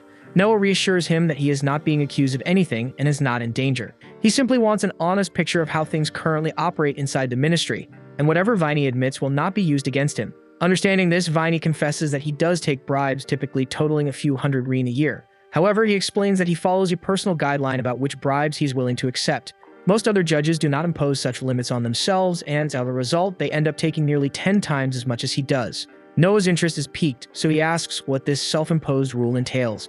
Viney clarifies that he refuses to accept bribes in murder cases, not because he objects on moral grounds, but because those situations are far too risky. If he were to release a murderer, and the accuser bears a grudge, he could become a target for revenge. So, to avoid drawing that kind of heat, he restricts himself to low-stakes matters. Noah nods in understanding, then pulls out a sheet of paper and writes Viney a check for 5,000 reen. He explains that if Viney averages around 500 reen in bribes each year, this sum should equal 10 years' worth, and from this point forward, he expects him to stop taking bribes entirely. Viney is stunned by Noah's clear logic and steady approach, and he finally understands why the king granted him the title of Wise Prince at such a young age. In that moment, Viney decides he wants to stand on Noah's side properly. He tells him he has no need for the additional money and promises to abandon bribes altogether. In return, all he asks is the chance to serve Noah with unwavering loyalty. Under normal circumstances, Noah would question such a sudden pledge, but when he checks his status screen and sees a noticeable boost triggered by Viney's oath, he realizes the man's words were genuine. Later that evening, Noah sits down for dinner with Oscar at his estate. Oscar notices the guarded look in Noah's eyes and quickly reassures him that the evening is nothing more than a celebration in honor of his appointment as Minister of Justice. After all, aside from Henry, Noah is only the second prince to ever hold a ministerial post. Noah thanks him for the hospitality, yet he cannot shake the uneasy feeling lingering in the back of his mind. In Henry's case, the position was a clear reward for crushing the rebellion. Noah, on the other hand, has not achieved anything monumental that would obviously justify such a promotion, which makes him suspect the Emperor may be setting a larger plan in motion. He turns toward Oscar and asks whether he remembers the story of the Empire's near downfall. According to history, the crisis stemmed from the old succession law stating that only the first prince could inherit the throne. On the surface, that seemed straightforward, but in practice it bred complacency. The other princes, aware they would never shoulder the burden of ruling, spent their lives indulging themselves without restraint. Predictably, that neglect weakened the empire and nearly drove it to ruin. To prevent history from repeating itself, the rule was revised. From then on, each prince would be assigned a thief at birth, and the one who demonstrated the greatest merit and competence would ultimately be chosen as crown prince. The implication dawns on Oscar almost immediately. He rises from his seat and bluntly asks whether the emperor is considering naming Noah the next crown prince. Noah admits he cannot say for certain, yet the possibility is hard to ignore. Moments later, one of Oscar's attendants rushes in with fresh news. The emperor intends to appoint Oscar as head of the Ministry of Finance the following morning. That announcement effectively validates Noah's suspicion. The emperor appears to be positioning potential successors, quietly preparing to replace Albert as crown prince. Elsewhere in the kingdom, the royal knights conduct a covert raid, dismantling a faction accused of conspiring against the emperor. Later that night, the emperor is briefed on the outcome. Under questioning, the conspirators revealed that their objective was to pressure the emperor into abdicating so that Crown Prince Albert could ascend the throne. The scheme bears Albert's fingerprints, even if indirectly. After 3 decades as crown prince with no sign of his father stepping down, his impatience is understandable on a human level. Still, orchestrating an insurrection is a grave offense. Unfortunately, there is no concrete proof tying Albert directly to the plot, making formal punishment nearly impossible. The other participants, however, will not be spared. Their fate has already been sealed, and execution awaits them. The following morning, with Noah now presiding over the Ministry of Justice, the matter is placed directly in his hands, and he is tasked with determining the appropriate sentence. The case itself is not complicated. Every individual involved was apprehended in the act of conspiring to depose the emperor. While no solid proof directly ties Albert to the scheme, the connection is hard to ignore. The conspirators were all drawn from Albert's closest circle, making his ignorance highly unlikely. Viney asks Noah how he intends to proceed. Under imperial law, members of the royal family are rarely subjected to real consequences for their offenses. There is, however, one notable exception: insurrection, and in such cases, the penalty is death, regardless of status. Royal blood offers no protection. Even claiming a lack of direct participation does not guarantee safety. Simply knowing about a rebellion and failing to prevent it is grounds for execution. And considering how many of Albert's confidants were implicated, it would be nearly impossible for him to have remained unaware. If Noah chose to press the matter, he could formally accuse Albert of treason and demand his execution. Yet he understands that such a move would clash with the emperor's true wishes. Publicly exposing a prince's attempt to seize the throne would ignite a massive scandal, so instead of enforcing the letter of the law, Noah opts to interpret it carefully. He later meets with the emperor to present his proposed judgment. Noah explains that all those arrested at the scene will be executed without delay. The emperor's silence regarding Albert makes his stance obvious. He has no desire to see his son punished. However, leaving Albert's associates alive poses a risk. If even one of them were to implicate him openly, containing the fallout would become nearly impossible. Swift executions eliminate that threat before it can surface. The Emperor is visibly impressed that Noah discerned his unspoken intentions so accurately. As a token of approval, he grants Noah an expanded budget and remarks that he expects great things from him moving forward. After concluding the meeting, Noah heads back to his residence. As he nears the front gates, he notices two of his guards sprawled across the ground, gravely injured. The scene immediately signals that something is wrong. He rushes to assess the situation, only to find that one guard has already succumbed to his wounds. The other, barely conscious, manages to warn him that the attackers responsible are still somewhere inside the estate. Noah rushes in without hesitation to take control of the chaos, and as he sprints down the corridors, he passes several of his soldiers sprawled across the floor, wounded and barely conscious. Before long, he spots one of the attackers in the middle of finishing off one of his men, so Noah lunges ahead and hacks at him, carving through his arms and legs all the way to the bone. The assailant tries to end his own life by biting off his tongue, but Noah shuts that down instantly by forcing a chunk of enchanted metal down his throat. Moments later, 3 more enemies emerge and charge him together, yet Noah cuts them down in under a heartbeat, leaving none of them standing. Not long after, Viney arrives in search of Noah and is visibly relieved to find him alive, though the atmosphere remained heavy and bleak. Even if every intruder has been dealt with, several of Noah's guards are critically injured. Noah is taken aback when he hears that all the attackers were killed, since they are usually captured for interrogation. That alone tells him someone is desperate to erase any trace of involvement, which makes him suspect a connection to Albert. If Albert's name ever gets tied to this assault, the fallout would be catastrophic, so Noah quickly devises a plan to eliminate the prisoners he stopped from killing themselves. By imperial law, raising a hand against a royal warrants immediate execution, so Noah drives a blade into his own abdomen and orders Venny to report that the intruders inflicted the wound, ensuring they are put to death before they can expose Albert. A short while later, as Noah's injury is being treated, Venny informs him that the executions were carried out exactly as commanded. Noah exhales in relief, knowing that if word of Albert's attempted assassination ever surfaced, it would permanently tarnish the royal family's honor. Afterward, Noah is summoned to stand before the Emperor and recount the incident. The Emperor makes it clear that there is no chance a handful of ordinary infiltrators could have truly wounded Noah, so he understands that Noah must have harmed himself to justify their execution. He recognizes the motive and even feels a measure of pride that Noah was willing to injure himself to shield the family's reputation. He invites Noah to walk with him, and once they step into the palace garden, he remarks that rulers of great stature often see their legacy stained in their later years. By that, he means that if he were ever dethroned, whoever seized power would surely spread rumors that he had become senile with age and no longer fit to govern the empire. They are both fully aware that the usurper being hinted at is Albert, and it is obvious the Emperor's trust in him has thinned to almost nothing. The only reason Albert has not already been disciplined is because publicly condemning the Crown Prince would leave an ugly mark on the Emperor's own legacy. Noah calmly proposes a way to handle the situation. He reminds the Emperor that Henry, Oscar, and Noah himself were recently appointed as minister princes to keep state affairs running smoothly, and suggests establishing an entirely new rank above them, a prime minister prince who would supervise all 3. Then without hesitation, he recommends Albert for the role. The Emperor rejects the suggestion the moment he hears it, refusing outright to place that much authority in Albert's hands. He turns as if to end the conversation, but Noah stops him and points out that it is not strange for Albert to be restless after waiting 3 decades for the throne. Granting him a title with visible authority, even if largely symbolic, might be enough to soothe that impatience.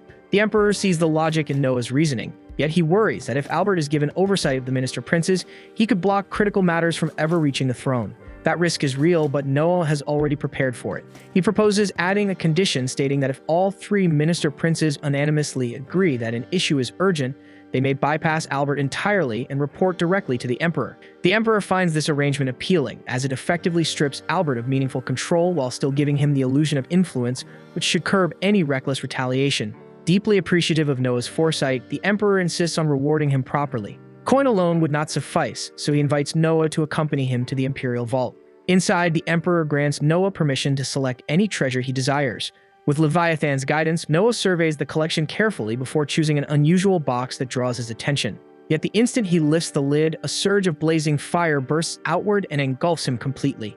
Noah quickly figures out that the relic carries a will of its own, the same way Leviathan does, and once that clicks, he already knows how to handle it. He calls on Leviathan and drives straight through the blazing aura in a single strike, forcing the relic to submit. And the moment he claims authority over it, the fire swirling around him dies down, leaving a ring resting in his palm. Now that Luthier belongs to Noah, his fire magic parameters jump noticeably. The Emperor is stunned by how effortlessly he subdued it, though deep down he knows he should not be surprised when it comes to Noah. He offers to set up a few targets if Noah wants to try it out, but Noah declines, saying he has a better idea in mind. He leads the Emperor into an open stretch of forest, and when everything is set, he triggers Luthier. But instead of firing at a distant mark, Noah directs the flames straight at himself. The Emperor panics for a brief moment, yet Noah calmly reassures him there is nothing to worry about, explaining he only wants to measure Luthier's power against Leviathan. Just as he predicted, Leviathan edges it out slightly, allowing him to restrain the fire without trouble. On top of that, he limits the artifact's effective range to guarantee the Emperor remains unharmed. Gaining that level of command over an artifact he obtained mere minutes earlier borders on absurd, but by now the Emperor has learned to expect the impossible from Noah. He officially grants Luthier to him and asks that he wield it for the good of the Empire. Not long after, Noah stands before the Emperor again, this time in his capacity as Minister of Justice, tasked with ruling on a delicate internal matter. The Emperor's brother Graham has a nephew who is frankly a spoiled little brat, and while he has always governed his territory with a heavy hand, this time he crossed a line by murdering an innocent citizen without justification, which constitutes a grave offense. Graham has stepped forward to shoulder the blame and even proposed paying a massive penalty. But Noah informs the Emperor that accepting such a payment would be unlawful, since Graham himself committed no wrongdoing. Under imperial law, just as a children cannot be punished for a parent's sins, a parent likewise cannot answer for the crimes committed by their children. The Emperor nods in agreement with Noah, certain that Graham understands the situation as well, but is most likely attempting to smooth things over by throwing money at the problem. The amount offered was 30,000 rein, roughly 250 times the average annual income, making it an undeniably massive sum. Still, Noah firmly states that by law they cannot accept a fine from someone who has committed no offense. Hearing that, the Emperor half-jokingly wonders whether they should amend the law to permit voluntary fine payments, especially since the imperial treasury could genuinely benefit from the extra funds. Noah sees the logic behind it, but he believes creating such a law would set a dangerous precedent, convincing people that any wrongdoing could simply be erased with enough money, which would make maintaining order far more difficult. He admits the treasury is in serious need of financial support, yet insists they must pursue a more honorable and respectable method to secure those funds. The Emperor concedes that Noah is absolutely right, and he is so impressed by his judgment that he immediately grants him the honorary position of Premier Advisor. Grateful for the recognition, Noah suddenly comes up with a clever solution to strengthen the Empire's finances. He proposes that the Emperor offer honorary titles to anyone willing to contribute 1,000 rein to the treasury. After all, receiving a title directly from the Emperor would be an irresistible opportunity for many, and when individuals accumulate more wealth than they can reasonably spend, they often begin chasing prestige instead, meaning there would likely be plenty of eager contributors. Finding the idea brilliant, the Emperor promptly instructs his Prime Minister to summon Oscar, the Minister of Finance, so the plan can be put into action without delay. Upon hearing this, Noah chooses to excuse himself for the day, not wanting to intrude upon Oscar's jurisdiction. However, as he steps outside, he notices a small crowd gathered around the hole he had created earlier. At that moment, a man named Shizu approaches him and explains that the onlookers are simply fascinated, unable to comprehend how the ground had melted in such a strange manner. Apparently, one curious individual even slipped and fell into it while trying to investigate, which Noah cannot help but find slightly amusing. He then hands Shizu a pouch of coins, instructing him to cover all medical expenses for the unfortunate person since the incident was ultimately his responsibility. Shizu gratefully thanks Noah, remarking that he remains as generous as ever. Right then, Noah spots that Shizu is holding something in his arms, so he asks what he's got there, and Shizu explains it's a box packed with rhino beetles. Obviously, the 16th prince likes watching them clash, so he had a few caught for his entertainment. Noah actually finds the whole idea of creatures battling each other kind of fascinating, so during the carriage ride back, he decides to experiment with Leviathan and Luthier. He asks if they'd be down to square off against one another, and both Leviathan and Luthier seem totally game, so they shrink into tiny forms and immediately start throwing hands. Noah watches closely as the two keep going at it without pause, but in the end, Leviathan still has a slight edge over Luthier, so he takes the win. One of Noah's maids happens to witness everything, and she's genuinely captivated since she's never seen anything remotely like that before. Then it hits her that staring at what Noah is doing without permission is rude, so she quickly apologizes for intruding. Noah tells her it's fine and even offers to let her watch more since Luthier looks eager for a rematch. Noah starts wondering if simply observing their fights might actually make him stronger, and when he checks his stats screen, his suspicion turns out to be right because his level has increased. After getting back home, he makes Leviathan and Luthier battle at least a dozen more times. Up to that point, Leviathan wins every single round, but with each fight, Luthier's skill sharpens little by little until he finally manages to overpower Leviathan. After that last showdown, not only does Noah's level rise again, but Luthier's rank also climbs slightly, which proves that Noah's artifacts can grow stronger by clashing with each other, and he earns experience from the whole process. Zoe is stunned because this basically means Noah could keep leveling up endlessly without even stepping onto a battlefield. but Noah tells her it's not that straightforward. The first level up only required one fight, but reaching the next level took 10 battles, so the experience needed probably scales higher every time. Right then, Henry shows up searching for Noah and informs him that he's about to head out on his first official mission. Apparently, a nearby monster nest has started causing trouble again, so Noah has been assigned to deal with it. To figure out how many soldiers Noah should bring along, Henry takes out a unique magic box. In situations like this, bringing too many or too few troops can backfire, so the box evaluates your abilities and calculates the ideal number of soldiers for the task. However, the moment Noah places his hand on it, the box spits out the number 1, meaning Noah alone is sufficient to wipe out the monster nest. Henry can't believe it, since this has never occurred before, it doesn't feel that surprising anymore. Later that afternoon, Noah is seated in his study flipping through a book when he's abruptly told that someone has arrived to see him, so he sets the book aside and allows the visitor to enter. The man is Rice, and he carries a message straight from the Emperor himself. By imperial protocol, anyone bearing the Emperor's words is regarded as his direct representative and must be shown the same respect. So Noah lowers himself to one knee before Rice as the message is delivered. Rice calmly announces that under the Emperor's command, Noah's mission has been delayed until further notice. Once he finishes relaying the order, Rice then kneels before Noah in return as a sign of respect. As a retainer of House Henry, he is bound by strict rules that require him to show proper courtesy whenever he stands before a prince, no matter which prince it may be. After the formalities are complete, Noah questions Rice about the reason behind the postponement, since he is more than confident he could have handled the task alone. But Rice explains that it is exactly because of Noah's exceptional ability that the Emperor chose to delay it. The Emperor intends to transform the mission into a grand spectacle, so the entire Empire can witness Noah's brilliance firsthand. Hearing that, Noah figures it will likely take quite some time before all the preparations are finalized. With nothing pressing to do in the meantime, Noah heads to the local artifact dealer to ask whether he has acquired any sentient relics. Unfortunately, the merchant admits he hasn't encountered anything of that sort. Though disappointed, Noah wasn't expecting it to be easy to find such a rare item, so he leaves the man with a pouch of coins and instructs him to stay alert for anything matching that description. He even promises a generous bonus if something worthwhile turns up. Just as Noah prepares to return home, a disturbance near the market entrance catches his attention. A man is aggressively pressuring a shopkeeper because the owner refused to sell him an item that had already been reserved by someone else. Dalem was infamous for pulling stunts like this, yet none of the merchants dared interfere because his position effectively placed him beyond consequences. Suddenly, Noah calls out sharply for him to stop, and the moment Dalem sees him, he immediately recognizes the 13th prince, though his expression shows little concern. Noah states plainly that what he just did qualifies as intimidation, which is a punishable offense. Dalem responds without hesitation, revealing that he serves under Prince Gilbert's household, so under imperial law, he cannot be prosecuted for anything short of murder or treason. In other words, even Noah lacks the authority to discipline him over something as trivial as threatening a few shopkeepers. Noah is fully aware that Dalem isn't lying, and under normal circumstances, it truly wouldn't be a damn thing Noah could do to discipline him. But then it clicks in his mind that rule about imperial household members having to show proper respect to every prince they encounter. And honestly, that alone is more than enough grounds for Noah to charge Dalem with blatant disrespect toward the royal family. So he immediately orders Shirley to seize him, and while she has him slammed face down against the dirt, Noah asks if anyone nearby has something suitable for punishment. And since the shop owners despise Dalem with a passion, one of them doesn't hesitate for a second before producing a whip. Not long after, Dalem is bound tightly to a wooden stake, and Shirley turns to Noah, asking how many lashes she intends to administer. Noah replies that if Gilbert ever discovered one of his subordinates abusing borrowed authority to terrorize civilians, he would unquestionably impose the death penalty. So that is precisely the sentence Dalem will receive. And after a brutally long and agonizing round of lashes, Dalem is officially declared dead. Noah feels no remorse whatsoever. Yet he understands that he may have crossed a line since Dalem technically belonged to Gilbert's faction, so he decides to personally visit Gilbert's estate to offer an apology.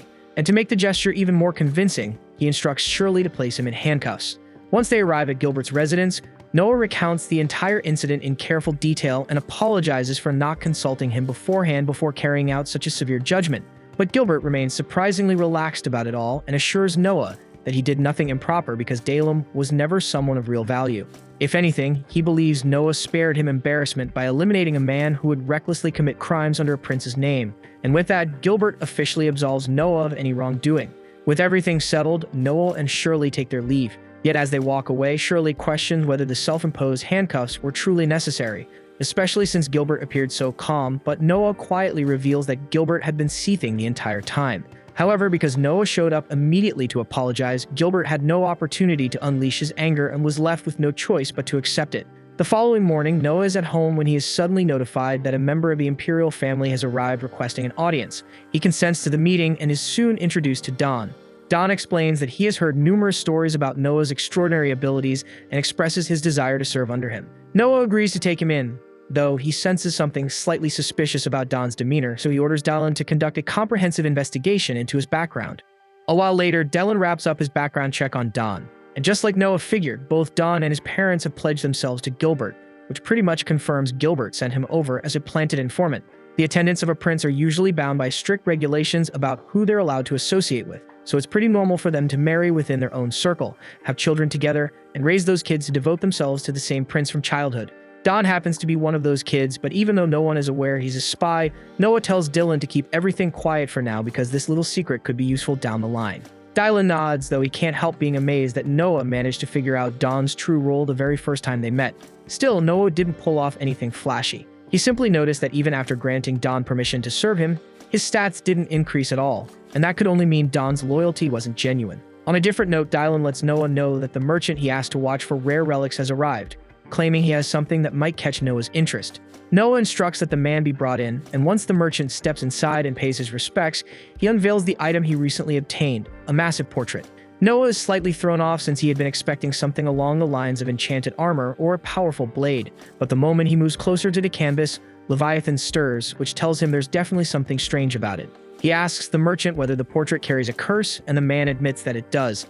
To prove it, he produces a duplicate painting made around the same period as the original, and while the two pieces look nearly identical at first glance, Noah catches a subtle shift in the young girl's expression. If the copy was meant to perfectly mirror the original, then the only explanation is that the original altered over time, and since Leviathan reacted to it, there has to be some kind of awareness sealed within. Without hesitation, Noah summons Leviathan and uses its power to cut the connection between the portrait and the consciousness bound to it, finally freeing the girl imprisoned inside. And although the result is exactly what Noah aimed for, the merchant is understandably shaken, because witnessing his spirit drift out of a painting was definitely not something he anticipated, even if it carried a curse. Right then, he catches on that Noah appears to be speaking with the spirit, which completely throws him off since she hasn't made a single sound ever since stepping out of the painting. Yet somehow Noah can actually hear her, and through that strange link he finds out she suffered a cruel end. The man who first created the painting murdered her, then blended her blood straight into the paint spread across the canvas, which is exactly why her soul became chained to it and couldn't escape. Even so, being a spirit doesn't leave her with many choices about her future, so Noah calmly offers her a place at his side if she pledges loyalty to him, and she accepts without hesitation. With a new magical subordinate secured, Noah's earth magic stat rises noticeably, but that's only part of what she brings to the table. Her name is Hawala, and she holds the ability to mimic the form of anything or anyone she has witnessed before, so to prove it, she instantly shifts into the shop owner's exact appearance. The owner stands frozen, staring at a flawless duplicate of himself, barely able to process it. Yet her capabilities don't stop there. Noah merges her power with the effect of his ring, and her ghostly body partially solidifies, allowing the owner to grasp one of Hawala's hands while the other remains untouchable, an ability that flexible is bound to be invaluable someday. So Noah expresses his appreciation and tells the owner he'll pay whatever price he sets, as long as he continues searching for rare artifacts like this one, and the man readily agrees. Not long after, Byron shows up unannounced, which catches Noah off guard since he never asked for any deliveries and definitely didn't expect this haul. Byron explains that it's simply his way of showing gratitude because thanks to Noah, Cindy secured a servant position within the palace and has already advanced to attendant status, meaning she now shares the Emperor's bed, which is considered an immense distinction. Noah immediately notices Byron went all out with these offerings, estimating their worth at roughly 30,000 rein, and Byron is stunned that Noah calculated the value so precisely. Inside the palace, consorts are ranked in 4 tiers: attendants, concubines, standard wives, and above them all stands the Emperor's lawful spouse, the Empress. Since there can be only one Empress, Noah cautions Byron that Cindy's highest attainable position would realistically be that of a regular wife, though Byron already understands this limit. His only wish is for Cindy to secure as much of the Emperor's favor as she can, but Noah makes it clear that affection alone won't guarantee her safety or status. The other consorts won't sit quietly while someone climbs past them, and they would absolutely resort to dirty tactics to drag Cindy down. The palace is ruthless, so Noah advises Byron to provide Cindy with as much financial backing as necessary, ensuring she can protect herself in that battlefield of ambition. Byron nods in understanding, then sets off to handle the situation. The moment he leaves, Noah calls Zoe over because he has something important for her to do. He asks her to personally deliver a letter to his mother, one of the Emperor's official consorts. Doe looks puzzled since carrying messages like that is normally Dylan's responsibility. Noah is fully aware of that, but no man is permitted to step inside the inner chambers where the palace women stay, and that restriction applies to him as well, which is why he only gets to meet his mother once a year. The letter explains that he has taken on the role of Cindy's guardian, and because of that, he would like his mother to keep an eye on the girl and ensure she stays safe.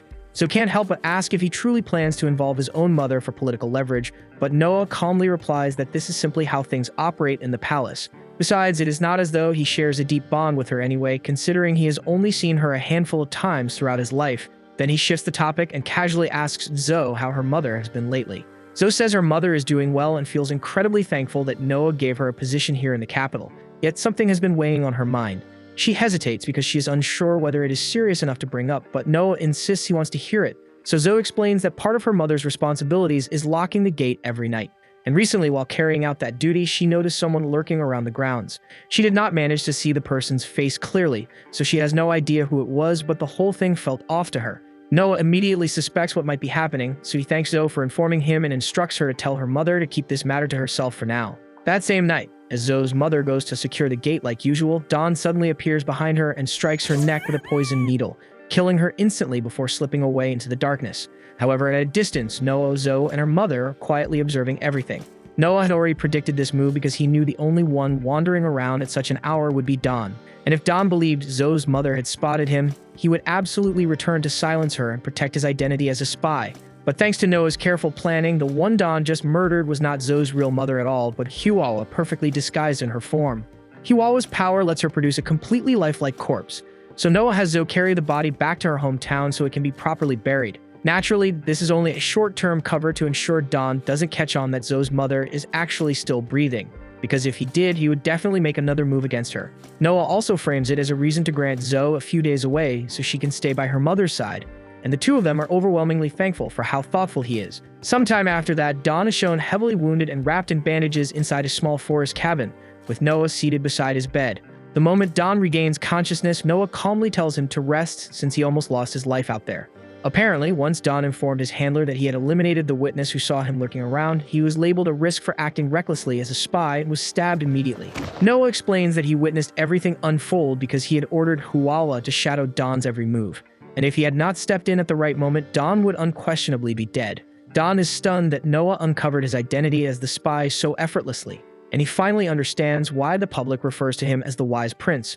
Truthfully, Dawn admits he would have rather served under Noah from the start, but since he was already bound to Gilbert's command, he had no option except to obey. Noah tells Dawn to quit speaking like redemption is out of reach because as long as he genuinely pledges allegiance, Noah is completely willing to take him in as a true subordinate. Dawn is caught off guard and asks if Noah truly intends to accept someone like him after all the damage he caused. Noah reassures him and states he will not throw him away the way Gilbert did, yet he makes it clear that if Dawn ever dares to betray him, the consequences will be far worse than death. Dawn nods and immediately swears loyalty to Noah, and this time Noah notices his win stat tick upwards slightly, proving Dawn's sincerity is real. However, since Gilbert believes Dawn has already died, he will need to disappear for a while under a different identity to avoid suspicion. Noah instructs him to relocate to a secluded area within Elmiria for now, and Dawn is deeply moved by how much Noah is risking for his sake that he insists on returning the favor. He doubts it will balance out Noah's generosity, but he reveals that he possesses critical information about a present Gilbert had offered to the Emperor. The moment Noah hears the specifics, his expression shifts in alarm, and without hesitation, he demands an immediate meeting with the Emperor. And when Noah comes face to face with his father, he wastes no time telling him to stop touching the Poinix wine that Gilbert had been sending over. That Poinix wine is brewed inside Gilbert's own territory, and for nearly a year he has been presenting it to the Emperor as a generous gift. So to anyone watching from the outside, nothing would seem suspicious at all, since both the Emperor and Prince Albert have been drinking it openly for quite some time without showing any harmful effects. But that calm surface was exactly what Gilbert wanted. Based on the information Noah obtained from Dawn, Gilbert engineered the wine so it would be harmless under normal circumstances. Yet the moment it is taken alongside a dish made from dragon's claw, it transforms into a lethal toxin that kills on the spot. And as fate would have it, the Emperor and Prince Albert share a yearly custom of dining on dragon's claw together. By allowing people to see the Emperor drink the wine beforehand without issue, Gilbert ensured that no one would connect his wine to the Emperor's eventual death, leaving him completely free of blame. The Emperor expresses his gratitude to Noah for revealing this danger, and arrangements are later set in motion to apprehend Gilbert for attempting regicide. With that handled, Noah believes his role here is finished and prepares to depart. Yet something about the situation nags at him because it seems odd that the Emperor, with his extensive intelligence network, would be unaware of such a scheme. In truth, the Emperor had known about Gilbert's plan from the very beginning. He had quietly replaced every bottle of Gilbert's wine with an identical substitute to protect himself, though Noah uncovering the truth and reporting it was not something he anticipated. Having ruled for many years, the Emperor understands that countless individuals would gladly see him dead to claim the throne. But Noah is clearly not among them, and that loyalty brings him comfort. So from this day forward, he proclaims Noah as Vice Minister of Military Affairs in addition to his current role as Minister of Justice. He further names Noah Governor General of the First Army, and he makes it clear that if any prince ever succeeds in taking his life, he expects Noah to march on the capital with the Imperial Army. And once the city is secured, Noah will have full authority to decide who shall ascend as the next emperor. This was the end of episode 9. Subscribe to not miss the next episode.